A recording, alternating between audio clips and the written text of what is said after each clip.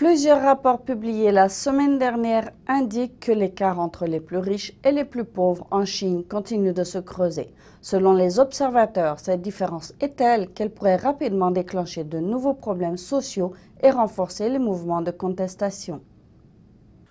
En Chine, tout le monde ne bénéficie pas de la croissance économique. En réalité, l'écart des richesses entre les nantis et les démunis s'accentue. Le 8 décembre dernier, l'Académie chinoise des sciences sociales a publié l'édition annuelle de son livre bleu sur l'intégration rurale et urbaine. Ce rapport montre que l'écart des revenus entre les citadins et les habitants des régions rurales est passé de 2,5 en 1980 à plus de 3 en 2010. Selon l'Académie, cet écart est un signe de déséquilibre structurel entre le développement urbain et rural.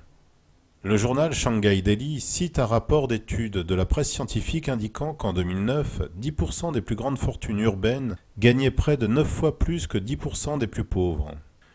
Les plus gros salaires ont bénéficié de 37 augmentations entre 1985 et 2009, tandis que les plus pauvres n'ont bénéficié que de 12 augmentations.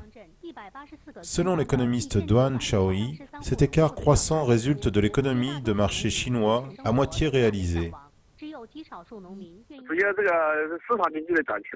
L'effort du régime vers une économie de marché n'a pas vraiment produit une économie de marché. Au contraire, ceux qui contrôlent le marché s'enrichissent et les personnes éloignées du pouvoir reçoivent très peu. Les richesses sont partagées entre ceux qui ont le pouvoir. Nous voyons que les plus riches sont aussi les plus puissants.